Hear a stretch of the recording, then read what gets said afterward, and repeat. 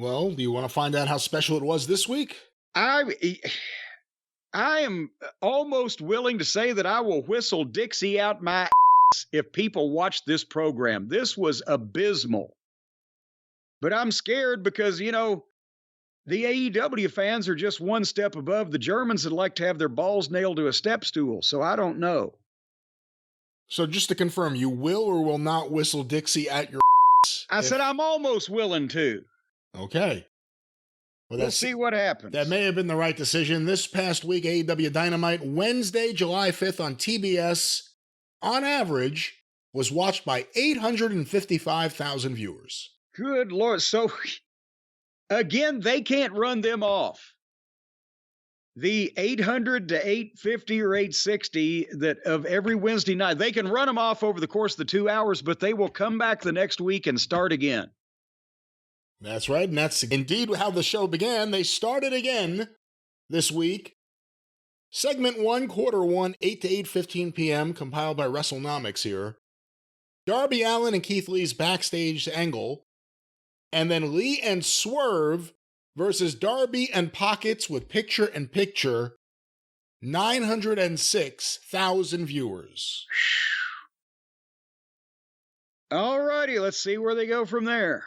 And I believe, and I don't have anything in front of me, someone told me for the record that this week specifically was up off the Big Bang Theory.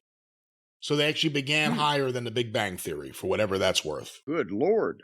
Segment 2, the continuation of Lee and Strickland versus Darby Allin and Pockets, with the post-match, the Nick Wayne video, Jack Perry and Hook's backstage confrontation, and the MJF Adam Cole video, 829,000 viewers. Jesus Christ on a cracker. They lost 77,000 people in 15 minutes. And with that average, they've got to go back up somewhere. Segment 3, 8:30 to 8:45 p.m., Billy Gunn and the Acclaim versus the Blade and the Bollywood Boys, with picture-in-picture, the post-match with the QTV girl, Eddie Kingston and Jon Moxley's promo and video, and then RJ City announcing that Matt Hardy has to team with Jeff Jarrett. 835,000 viewers. Well, they got 6,000 of them back.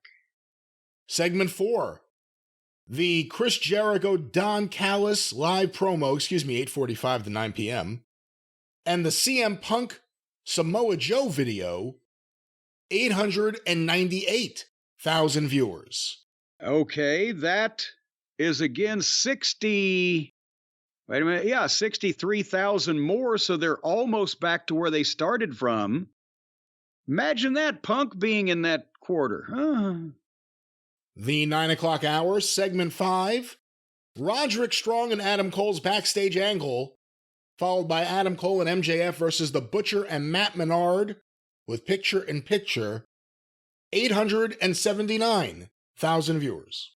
Back down 2019, but again, that has to be people curious about MJF and Cole, right? One can only assume, because what else would you watch that for? It's not the match, and I mean, there is something to be said here about show-wide star power, where you have someone who's been presented as a star, someone who's a company star, versus people who may not be.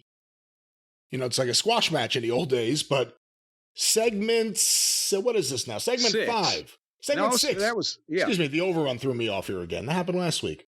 Segment 6, the MJF Adam Cole live promo post-match, Britt Baker's backstage promo, the Jericho Garcia and Guevara backstage promo, and the beginning of Ruby Soho versus Britt Baker, 859,000 viewers.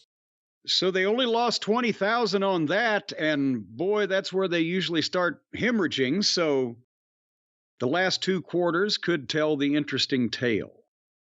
So quarter 7, 9:30 to 9:45 p.m., the continuation of Ruby Soho versus Britt Baker with picture-in-picture, the Outcast and Sky Blue confrontation, and the beginning of Kenny Omega versus Wheeler Yuta, 837,000 viewers. Okay, now people are getting the idea. There goes another 22,000. So We started at 9:06. We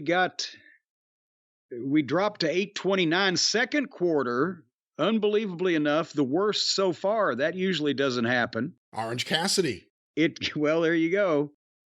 It came back up almost to where they started, and they've lost another 61,000 since then. How many weeks have they had people tune in? You see Orange Cassidy and you go, I'll come back later. Come back later. But finally, and I'll do the overrun here too, quarter 8, 9:45 to 10 p.m., Kenny Omega versus Wheeler Yuta continued with picture-in-picture, 804,000 viewers, and 10 p.m. Well, hold on. I'm just going to say they held up better for that main event. They held up better than I would have thought. They only lost 100,000 or so people, only about 10%.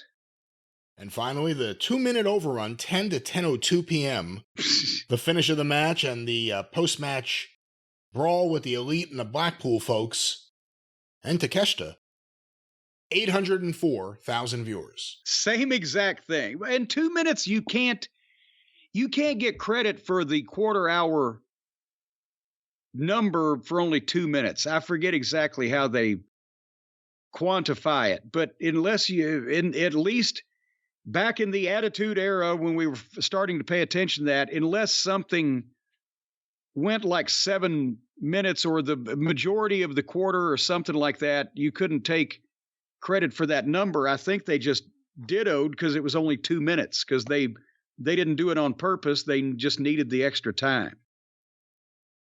And that was this past week's AEW Dynamite. Well, I got to hand it to them. They kept a lot of their audience, too, on this rotten program. So Wednesday night is starting to shape up as being the night that people watch a rotten wrestling program. And Saturday night, they watch a good, logical wrestling program. And the fight amongst them is who's going to lose less of the audience that we start with? Who's going to run off fewer fucking viewers? And you know what? Whatever we want to say about the MJF and Adam Cole stuff, the viewers have reacted to it so far. I mean, this isn't the first week where it did an all right number, spiked the number, and this is them against two guys that you knew weren't going to win the match, that you didn't even care about. You'd have to think about who were the opponents in that match. It would be hard to remember. It didn't matter. It was all about the Cole MJF dynamic. So whatever we think about it, the AEW fans have really started to react to it. Yeah, well, no, and honestly, as I said earlier, listening to MJF do something, anything, even silliness, is more entertaining than most of the rest of this program. So I can see that.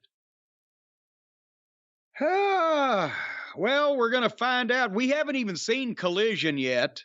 Where by the end of this program, we'll have seen that too. We're doing a pause for more programming here later on. But again, in the meantime, the WWE audiences or viewership ratings with the whole Bloodline thing has gone through the roof, and they are the highest quarter hours of the shows, and they involve almost no wrestling most of the time. But they're doing better than over here where they're trying to wrestle us to death in various ways, and that's pretty much exactly what they're doing. And they can't keep an audience because it all looks the fucking same. So it's interesting. WWE has the Bloodline, which is such a rating smash right now, at the same time that they're negotiating their new TV rights deal. And they're not hotshotting it. They're drawing it out. Well, because they know the consistent numbers for a longer period of time is more important to the TV stations than, oh, that one show did a great number, and the next week it was the shits. That's what the WWE wants to do, and they don't have to be in a hurry. But it just, goddamn, with all these wrestling shows, it seems like there'd be one that could actually just give us a wrestling show. But we've got the kids and chaos, the kids in the hall, and we've got over here the fucking wrestling show equivalent of C-SPAN with a talk segment that draws all the viewers. So I'm unimpressed.